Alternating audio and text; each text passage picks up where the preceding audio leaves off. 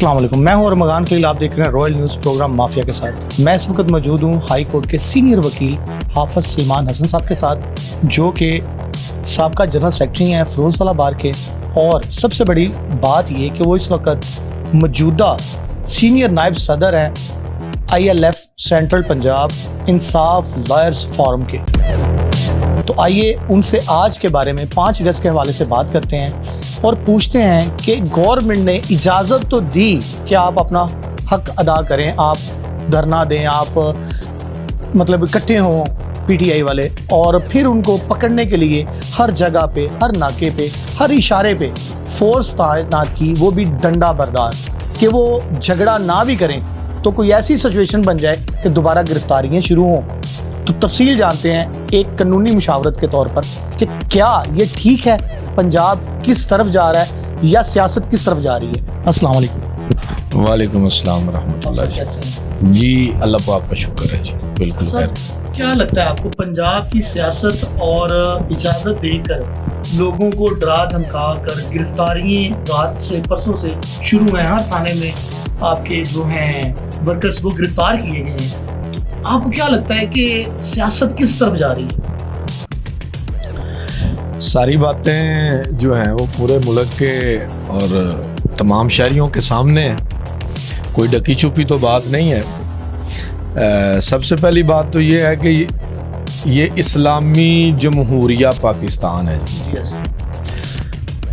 और इस पे गौर कर लिया जाए, ना ही इस्लाम और ना ही जमहूरियत, ये दोनों चीज़ें ही इस बात की इजाज़त नहीं देते कि आप लोगों से उनकी आज़ादी इज़हार राय जो है उसको छीन लें। मेरा ज़ाती ख्याल ये है कि आज जिस तरह शहरियों के साथ और वकला के साथ सलूक रवा रखा गया है, आज 5 अगस्त वाले दिन ये पाकिस्तान का नाम जो है ना, इस्लामी जमहूरिया पाकिस्तान, वो तब्दील कर देना चाहिए।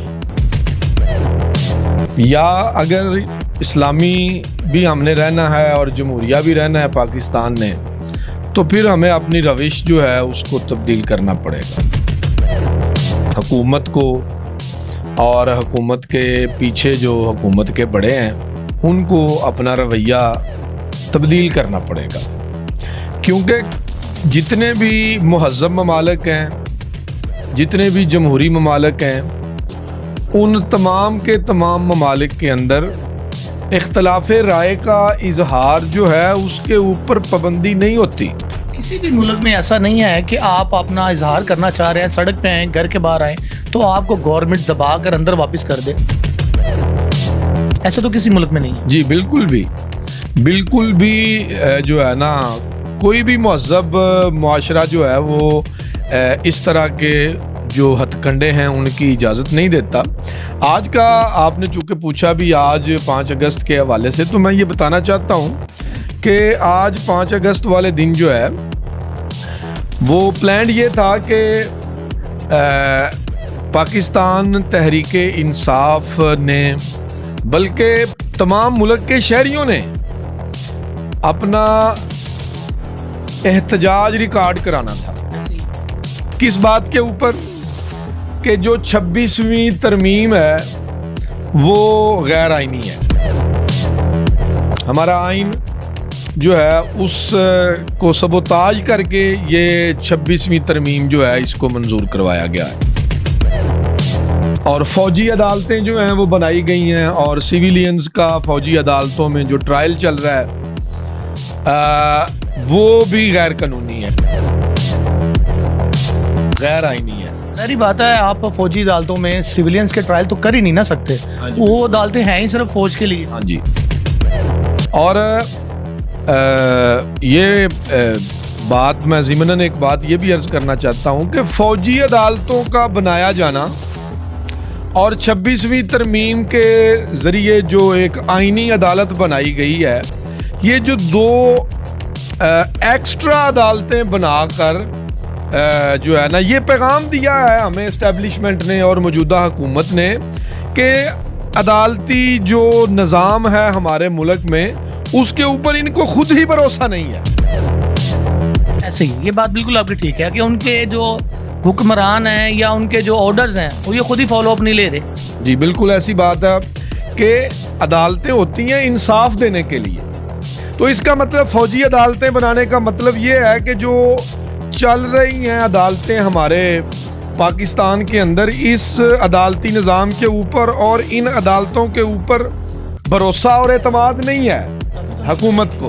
हाँ जी, बहुत प्यारी बात है। अच्छा, और जो एक आईनी अदालत बनाई गई है 26वीं तरमीम के ज़रिए कि जितने भी कॉन्स्टिट्यूशनल केसेस होंगे, आईनी मुकदमात होंगे, उनकी समाअत जो है वो आईनी अदालत में होगी। तो फिर ये हाई कोर्ट जो है और सुप्रीम कोर्ट जो है, ये अदालतें जो हैं ये बंद कर देनी चाहिए। फिर आप मौके की मुनासबत के साथ जो है ना, ये खुद ही जो इनके ब्यूरोक्रेसी में और जो एस्टेब्लिशमेंट के दीगर इदारे हैं उनमें उनको इख्तियारात दे दें, वही फैसले कर लिया करें ये जजिस को बिठाने का, और ये अदालती निज़ाम जो है इसको कायम करने का फ़ायदा क्या है? फिर आम इंसान की रसाई खत्म होगी ना फिर वहाँ पर। हाँ जी। अब और इसके अलावा आज 5 अगस्त को जो 9 मई के केसेस हैं उनके हवाले से जो फैसलाबाद, गुजरांवाला और लाहौर की दहशतगर्दी अदालतों ने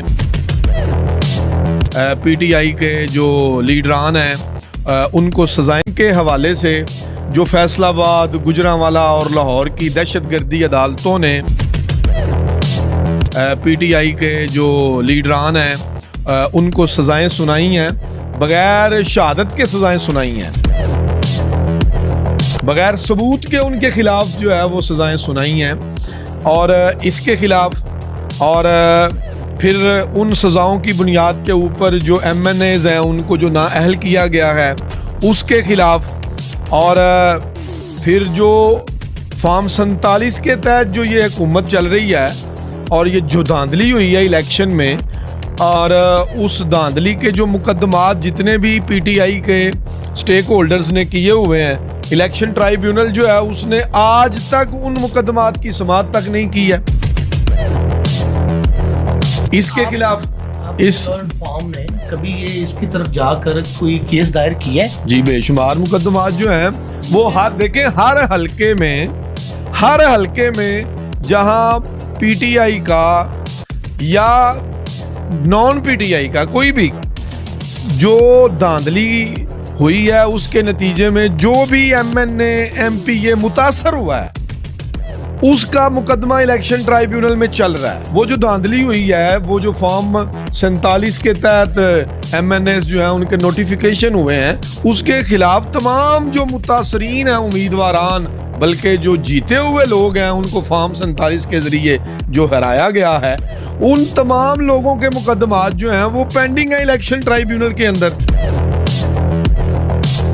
आज तक समाअत नहीं हुई है। यही बात मैं आपसे पूछना चाहता हूँ, आप सीनियर एडवोकेट हैं, आप ये देखें कि 3 साल हो गए हैं जी, अभी तक केस पेंडिंग चल रहे हैं और फैसला नहीं हो सका। समाअत नहीं हो रही, समाअत नहीं। नई अदालतें बनाकर 9 मई के फैसले दे दिए गए हैं, उनको सुन लिया गया है, जो केस पेंडिंग है उसको पेंडिंग छोड़ दिया गया। बिल्कुल ऐसे ही चल रहे हैं, उनकी समाअत होती नहीं, कोई तारीख मुकर्रर नहीं होती, उनके ऊपर कोई कार्रवाई नहीं होती। वजह क्या है?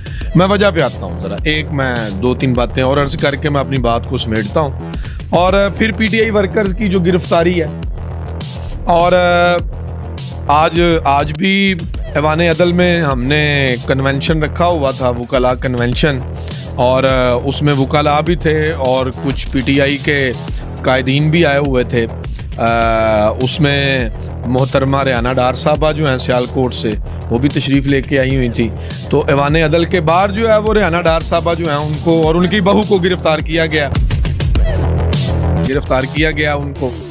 अब ये सारी बातें जो हैं, अब इन बातों के ऊपर ये हमारा जो इस्लामी जमहूरिया पाकिस्तान है वो हमें अपनी जो ओपिनियन है उसको बयान करने का, मीडिया के सामने रिकॉर्ड कराने का, और कानून के दायरा कार में रहते हुए एहतजाज रिकॉर्ड कराने का, ये हमें इस्लामी जमहूरिया पाकिस्तान इजाज़त देता है।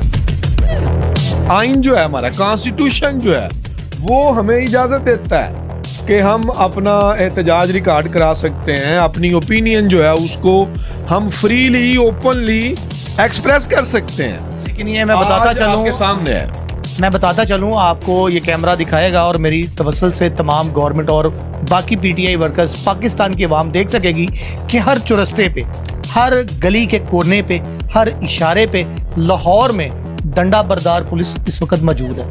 कोई वर्कर, कोई सिंपल बंदे भी 10 कहीं पे भी जमा नज़र नहीं आए हमें। हमने आधे लाहौर को बाइक पे विजिट किया है, रिकॉर्डिंग की है ताकि पता चल सके जलसा कहाँ हो रहा है, लेकिन हमें जलसा कहीं भी नज़र नहीं आया। इतना खौफ और इतना डर फैला दिया गया हुआ है। जी ये देखें, अब मुल्क के अंदर जो है आप इस तरह तो नहीं कर सकते कि आप हमारी आवाज़ को और हमारी सोच और हमारी फिक्र को दबा तो नहीं सकते हैं आप। अब 80% से ज़्यादा पाकिस्तानी अवाम जो है उनकी सोच, उनकी फिक्र को दबाया जा रहा है, उनकी आवाज़ को दबाया जा रहा है और उनकी आवाज़ को नशर होने से रोका जा रहा है। तो मैं समझता हूँ कि इससे बड़ी कोई गैर आईनी एक्टिविटी हो ही नहीं सकती है जो आज के दिन पंजाब गवर्नमेंट ने किया है। जमहूरी ममालिक के अंदर, मुहज़्ज़ब मुआशरों के अंदर इसका सबूत कहीं नहीं मिलता है। ये ज़्यादती है, लेकिन इस तरह की ज़्यादतियाँ, जुल्म, जबर करके अगर पंजाब हुकूमत ये समझती है या फार्म 47 की पाकिस्तान की हुकूमत ये समझती है कि वो हमारी आवाज़ को दबा सकते हैं, हमें अपनी जो ओपिनियन है उसको एक्सप्रेस करने से रोक सकते हैं, तो ये उनकी भूल है। ऐसा हो ही नहीं सकता है। आप देखें, लॉजिकली भी देख लें आप, तो ये मुमकिन ही नहीं होता है कि मेजॉरिटी जो है उसकी ओपिनियन को आप जो है वो दबा लें। ऐसे हो नहीं सकता है। मैं समझता हूं कि ऐसा करके तो मौजूदा हुकूमत जो है और हुकूमत के पीछे जो कार फरमा कुव्वतें हैं वो अपना भी नुकसान कर रही हैं और पाकिस्तान का भी नुकसान कर रही हैं। आवाम मर रही है आहिस्ता आहिस्ता। जी बिल्कुल ऐसे ही है। अवाम जो है वो उसको इस कदर दबा दिया गया है और अवाम इस कदर परेशान है। और ये सारी बातों से हट के मैं समझता हूँ एक बात जो सबसे बड़ी बात है कि इमरान खान साहब जो साबिक़ा वज़ीर आज़म पाकिस्तान है, बगैर किसी जुर्म के उनको 2 साल से ज़्यादा अरसा हो चला है कि वो गिरफ्तार है। कभी बीमार नहीं हुए, हमने उन्हें हॉस्पिटलाइज नहीं देखा और बाकी जितनी भी तारीख है वो पाकिस्तान की यही कहती है कि 2 माह में बीमार हो गया, किसी की प्लेटें कम होगी, किसी का दिल ख़राब हो गया, उसको बीमारी के लिए मतलब बेल चाहिए। तो लेकिन हमने ऐसी कोई अभी तक बेल लगी हुई मैंने नहीं देखी, ना सुनी है कि इमरान खान साहब बीमार हुए हैं और उनको बीमारी की जद में या बीमारी की मद में ज़माना चाहिए। नहीं, इस तरह की तो कभी जो है ना इमरान खान साहब जो हैं उन्होंने तकाजा ही नहीं किया है। वो तो कुछ बगैर किसी जुर्म के, बगैर किसी सज़ा के उनको जेल में रखा हुआ है। और ये बेसिकली जो इमरान खान साहब जो हैं उनके साथ जो सलूक रवा रखा हुआ है ये पंजाब गवर्नमेंट ने और पाकिस्तान। बीमार हुए हैं और उनको बीमारी की जद में या बीमारी की मद में ज़माना चाहिए। नहीं, इस तरह की तो कभी जो है ना इमरान खान साहब जो हैं उन्होंने तकाजा ही नहीं किया है। वो तो कुछ बगैर किसी जुर्म के, बगैर किसी सज़ा के उनको जेल में रखा हुआ है।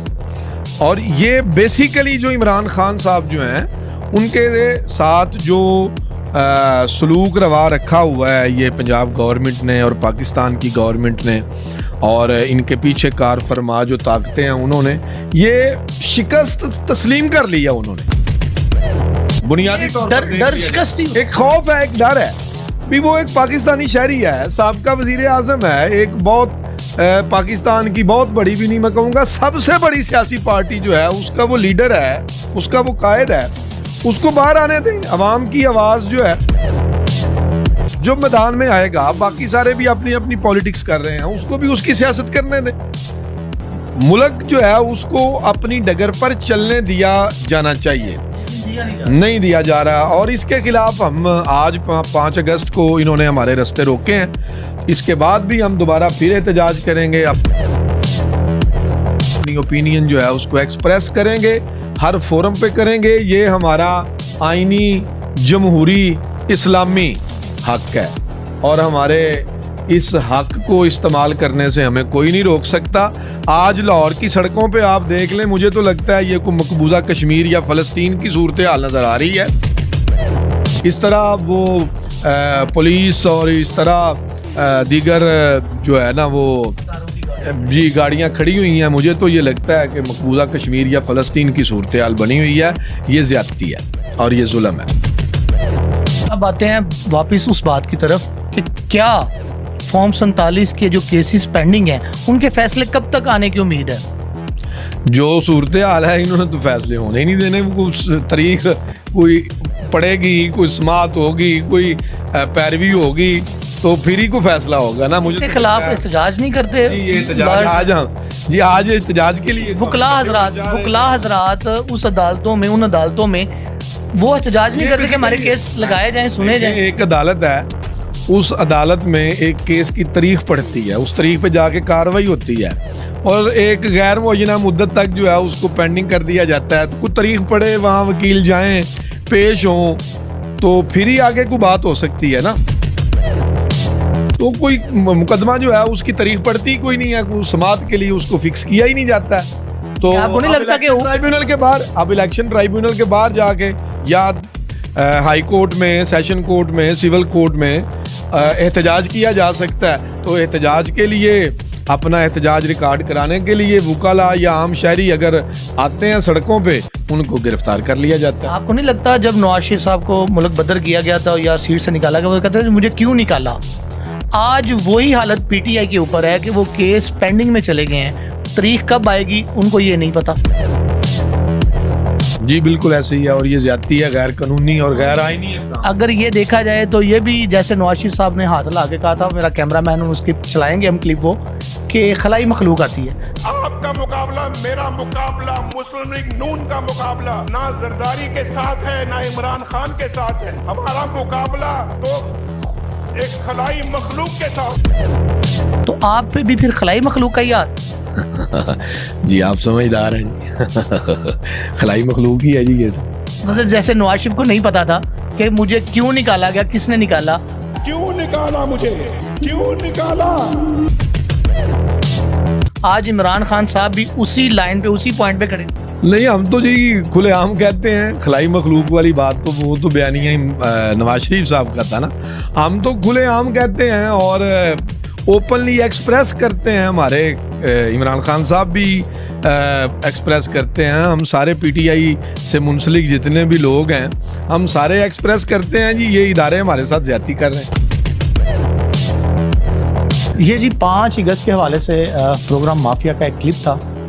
पार्ट 2 भी हम आपको दिखाएंगे किसी और का इंटरव्यू करते हुए। एक आम शहरी मेंबर है, वो पार्टी वर्कर है, MP MNA किसी सीट का ओहदेदार नहीं है। अगर वो अपना हक अदा करना चाहता है पार्टी से मोहब्बत करके, तो उसको वो इजाज़त देनी चाहिए। वो सड़क पर खड़े होके इमरान खान के नारे लगाए, जनरल रहील के लगाए, मरियम नवाज़ के लगाए, इसको कोई नहीं रोक सकता। जिसकी हुकूमत है उसके नारे लगें, उसके बैनर लगें तो ठीक है। प्रोग्राम माफिया के साथ लाहौर रॉयल न्यूज़ अरमगान खलील।